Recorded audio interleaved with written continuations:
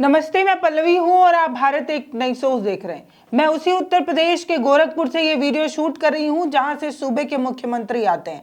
आजकल झारखंड और महाराष्ट्र में उत्तर प्रदेश के नए नए कसीदे पढ़ रहे हैं। बता रहे हैं कि राज्य के विकास में सबसे ज्यादा अगर दौड़ में कोई आगे है तो वो उत्तर प्रदेश है। तो उत्तर प्रदेश के झांसी से एक ऐसी ही तस्वीर सामने आई जो योगी जी से बहुत सारे सवाल पूछती है।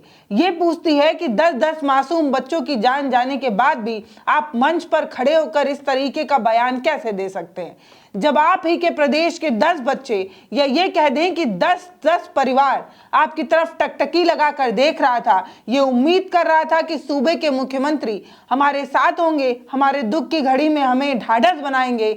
तब सूबे के मुख्यमंत्री दिए जला रहे हैं, देव उत्सव मना रहे हैं, देव दिवाली मना रहे हैं, झारखंड में बटोगे तो कटोगे और एक रहोगे तो नेक रहोगे का नारा लगा रहे हैं। एक बार नहीं कई बार लगा रहे हैं और इस बार चुनाव में बटोगे और कटोगे का नारा सबसे ज्यादा लिया जा रहा है। किसके द्वारा? योगी जी के द्वारा। ये कहा जा रहा है कि अगर एक समुदाय बहुत ज्यादा आगे बढ़ गया तो समझो तुम्हारी जमीन छीन ले जाएगा, भैंस उठा ले जाएगा, तुम्हारी बच्चियों को उठा ले जाएगा। इस तरीके का बयान सिर्फ और सिर्फ योगी जी नहीं, मोदी जी और भाजपा के तमाम बड़े बड़े नेता दे रहे थे। ये बता रहे थे कि 80 बनाम 20 की राजनीति बहुत जरूरी है और 20 को उसकी औकात दिखा देनी है। क्यों? क्योंकि वो आपके हिस्से की बहुत सारी चीजें छीन लेना चाहते हैं, इसीलिए वो ज्यादा बच्चे पैदा कर रहे हैं। इस तरीके का बयान देकर आपने समाज में आग तो जरूर लगा दी योगी जी, लेकिन आपको ये तस्वीर आज देख लेनी चाहिए। ये तस्वीर आपके साथ साझा कर रही हूँ और आपके उन तमाम प्रेमियों के साथ साझा कर रही हूं। अगर वो देख पाए तो अपना दिल थाम कर देखें कि इस बार 10 मासूम बच्चों की जानों को गंवाने वाले राज्य ने कैसे एक तस्वीर फिर से साझा करके ये बता दिया कि हमारा हिंदुस्तान आज भी गंगा जमुना तहजीब में ही यकीन करता है। और वो उत्तर प्रदेश जहां लखनऊ भी है, वो उत्तर प्रदेश जहां बनारस भी है और वो उत्तर प्रदेश जहां प्रयागराज भी है। हम दिवाली भी बहुत खूब मनाते हैं और ईद पर भी हम जो है वो सेवइयां खाते हैं। ये याकूब है जिन्होंने जलते हुए अस्पताल के उस वार्ड की खिड़कियां तोड़ी और मासूम बच्चों की जान बचाई। अपने हाथ से खुद मासूम बच्चों को उठाया और नर्सों को थमाया। इनकी बात आज तक ने जो है वो शूट की और ये जो खबर है वो आपके साथ साझा की।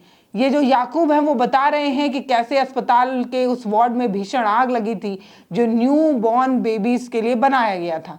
अब ये वही अस्पताल है जिसके बारे में न जाने कितने कशीदे पढ़े गए और बताया गया कि इस अस्पताल में वो वाली सुविधाएं हैं जो शायद ही अभी किसी अस्पताल में आई हो। अमेरिका, चीन, यूक्रेन वाले बड़े बड़े देश अभी कहाँ ही इस अस्पताल जैसे अस्पताल बना पाए होंगे।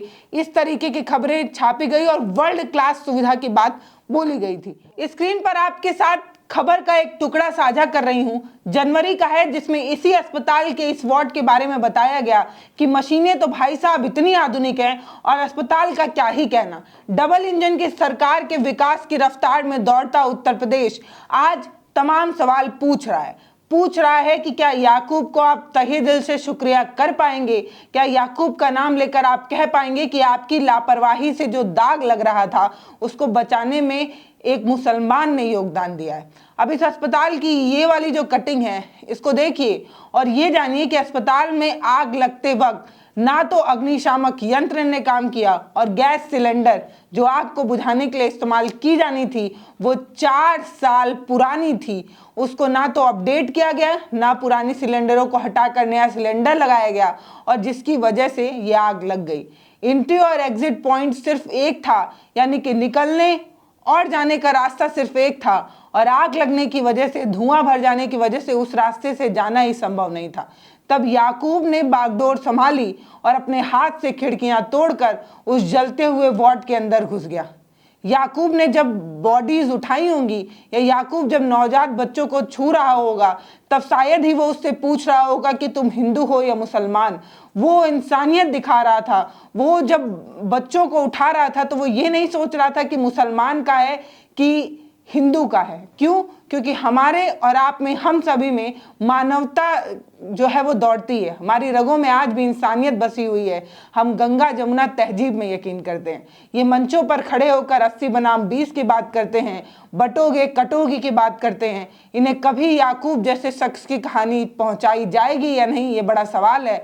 बाकी हम इस वीडियो के माध्यम से प्रदेश के मुखिया को ये कहना चाहते हैं कि साहब आंखें खोलकर याकूब के बारे में भी सुनिए और देखिए। गोरखपुर के ही एक डॉक्टर थे जिन्होंने गोरखपुर के अस्पताल में ऑक्सीजन सिलेंडर से लड़ रहे बच्चों को साथ देने के लिए, वो एक मुसलमान डॉक्टर ने उनकी जान बचाने के लिए आगे जो है वो कदम बढ़ाया था। बाद में उनके साथ क्या हुआ ये आप सभी को पता होगा। कहीं ऐसा ही कुछ याकूब के साथ ना हो, इस बात का डर भी है, भय भी है। बाकी प्रदेश के मुखिया से बहुत नाराजगी है और एक बड़ा और प्रमुख सवाल भी है। कन्या पूजन में कन्या का पैर धुलकर, आरती उतारकर आप ये बताने और समझाने का प्रयास करते हैं कि प्रदेश में बेटियों के सम्मान में आप आगे हैं, और कन्या पूजन कर आप बच्चों से दुलार करते और बच्चों को चॉकलेट देते। आपकी जो तस्वीरें हैं वो बहुत हमने देखी हैं। लेकिन आज पूछना है, जब आप ही के प्रदेश के 10-10 मासूम बच्चे जो कुछ दिन के थे, जिन्होंने अभी इस दुनिया को देखा भी नहीं था, जिन्हें ये पता भी नहीं था कि आग जैसी चीज क्या होती है और कैसे उससे बचना होता है, तब धुएं से घुट घुट कर वो अपनी जान गंवा रहे थे और आप मंच पर खड़े होकर भाषण दे रहे थे।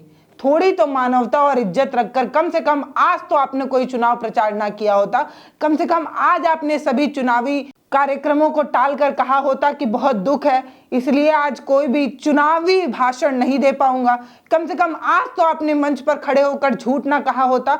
कम से कम आज तो आपने ना कहा होता कि डबल इंजन की सरकार ने आपने इतना विकास कर दिया है कि आपके विकास की दौड़ की वजह से या आपकी विकास की झूठ की वजह से आज वो अस्पताल जिसको आपने वर्ल्ड क्लास सुविधाओं का बताया था, उसमें इतनी भारी कमी पाई गई कि 10-10 मासूम बच्चों की जानें चली गई और 16 आज भी जिंदगी और मौत के बीच की लड़ाई लड़ रहे हैं, और आप मंच पर खड़े होकर आज भी प्रचार कर रहे हैं।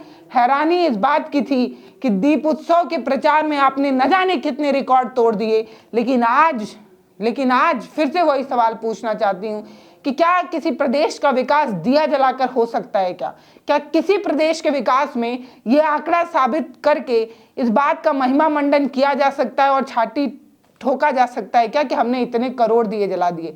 विकास का असली पैमाना तो शिक्षा होता है, रोजगार होता है, स्वास्थ्य सुविधाएं होती हैं, मूलभूत सुविधाएं होती हैं, रोटी कपड़ा और मकान जैसी चीजें, जिस पर स्वास्थ्य के मामले में आप क्या कर रहे हैं ये सभी के सामने है। आज अगर झांसी के उस सरकारी अस्पताल में वो जो फायर सिलेंडर था वो एक्सपायरी ना रहा होता, 4 साल पुराना ना रहा होता, अपडेटेड होता, नया होता, काम में इस्तेमाल लाए जाए जाना होता ना, तो शायद ही 10 बच्चों की जान गई होती। समय रहते उस सिलेंडर का इस्तेमाल कर आग को बुझाया जा चुका होता और 10 बच्चे और 10 परिवार आज खुशियां मना रहे होते। बहुत कम उम्र के ये बच्चे थे, कुछ 2, कुछ 4, कुछ 6 दिन के ये बच्चे थे, जो चल भी नहीं सकते थे, जो दौड़ भी नहीं सकते थे, जो अपने हक का सवाल भी नहीं पूछ सकते थे, जो आज मैं आपसे पूछ रही हूँ।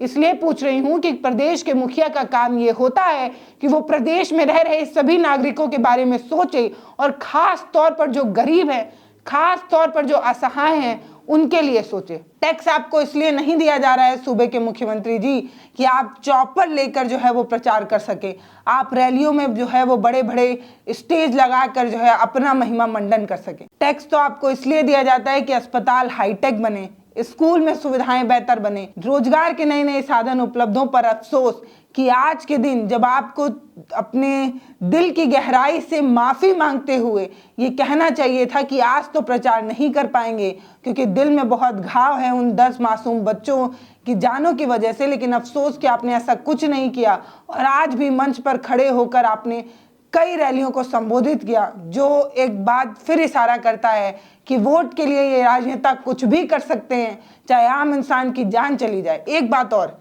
ये जो नन्ही मासूम बच्चों की लाशें होती हैं, डेड बॉडीज होती हैं ना, उनका वजन बेशक कम होता है, लेकिन उनको उठाने वाले कंधों पर जो भार होता है ना, वो बहुत होता है। किसी बुजुर्ग की जान की बराबरी आप इस मासूम बच्चे की जान से नहीं कर सकते, क्योंकि ये जो नन्हे मासूम बच्चे थे, इनकी इस तरीके से इस सरकारी लापरवाही की वजह से जान गई है कि मैं आपको क्या बताऊं। पहला तो ये कि ना तो फायर सिलेंडर समय पर काम करता है, दूसरा ना तो जो अलर्ट अलार्म बजना चाहिए आग वाला वो नहीं काम करता है, तीसरा ये कि जो परिवारजन ये बता रहे हैं कि स्टाफ भाग गया, डॉक्टर भाग गए, ये सारी चीज़ें पता नहीं किस तरफ इशारा कर रहे हैं। बाकी आप खुद जो है वो समझदार हैं और समझ रहे होंगे कि आपको बटेंगे कटेंगे का नारा देकर मूर्ख बनाया गया, और समय पर जो वहाँ मौजूद था वो याकूब था जिसने नन्हे मासूम बच्चों की जानें बचाई। ये मजहबी नहीं पूछा कि तुम किस मजहब से आते हो, हिंदू हो कि मुसलमान हो। और मुझे लगता है कि भारत का हर युवा याकूब या सलमान या अमित जो भी होता वो वहाँ पर वही करता जो याकूब ने किया था। बाकी राजनीति सेकने के लिए राजनेता आपको मूर्ख बनाते रहेंगे और अपनी सुविधाओं के लिए आपका इस्तेमाल करते रहेंगे। जनवरी की ये जो खबर जिसमें आपको इस अस्पताल के बारे में कशीदे पढ़ते झूठ थमाया गया, ये बताया गया कि वर्ल्ड क्लास सुविधाओं से लैस है ये अस्पताल। उस अस्पताल में यानी कि ये जो मेडिकल कॉलेज है, झांसी का मेडिकल कॉलेज, इस मेडिकल कॉलेज में बर्न वार्ड तक नहीं है। अब जो ये बच्चे जो दुर्घटनाग्रस्त है, इन बच्चों को इलाज के लिए दूसरे अस्पतालों में भेजना पड़ रहा है, और ये है वो सच्चाई जो मैं आपके साथ साझा कर रही हूँ और बता रही हूँ कि बैनरों पर छपवाने पे और मंच पर लाउड स्पीकर लगाकर चिल्लाने से ज़मीन की हकीकत नहीं बदल जाती है, और ज़मीन की हकीकत तब बदलती है जब ग्राउंड पर उतरकर काम किया जाता है। सिर्फ मंच से चिल्लाने और झूठ बोलने से प्रदेश अगर विकास कर रहा होता तो आज 10 बच्चों की जानें नहीं गई होती। बाकी नमस्ते, मैं पल्लवी हूँ, आप भारत एक नई सोच देख रहे हैं।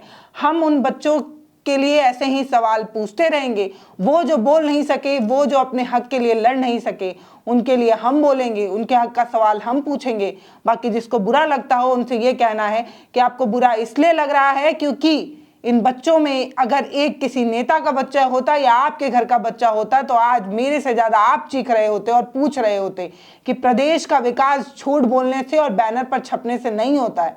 महोदय, विकास तो ज़मीन पर उतर कर काम करने से होता है। बाकी आप इस बारे में क्या सोचते हैं वो आप हमें कमेंट सेक्शन में लिखकर ज़रूर बता सकते हैं। बाकी भगवान से ये प्रार्थना होगी कि उन परिवारों को इतनी शक्ति दें कि वो इस पीड़ा को झेल सकें। ये पीड़ा बहुत असहनीय है जिसे बर्दाश्त कर पाना अपने आप में एक लोहे जैसा दम रखने जैसी बात है। बाकी बहुत हृदय विदारक घटना है। इस घटना के अलग अलग वीडियोस और फोटोज़ घबरा देने वाले हैं। इस वीडियोस को देखकर कई बार ऐसा लगता है कि हम अपने सिस्टम से चीख कर ये पूछ सकें कि आपने ऐसा क्यों किया, और आपकी लापरवाही की वजह से अगर वो जाने गई तो क्या आप उसे लौटा सकते हैं, और अगर नहीं लौटा सकते तो आपने झूठ क्यों कहा। लेकिन अफसोस कि इस सच को अब स्वीकारना होगा। बाकी जो मासूम अभी भी ज़िंदगी और मौत की लड़ाई लड़ रहे हैं उनके लिए स्वास्थ्य सुविधाएं और बेहतर हो, इसलिए हमें जो है वो आज पूछना होगा और लड़ना होगा और कहना होगा कि अब जो हो गया वो हो गया, लेकिन अब जो बचे हैं उनके लिए आप स्वास्थ्य सुविधाएं बेहतर करें। स्वास्थ्य के लिए जो चीज़ें हो सकती हैं वो सब मुहैया कराएं ताकि वो बच्चे तो बच सकें। बाकी नमस्ते, मैं पल्लवी हूँ, आप भारत एक नई सोच देख रहे हैं।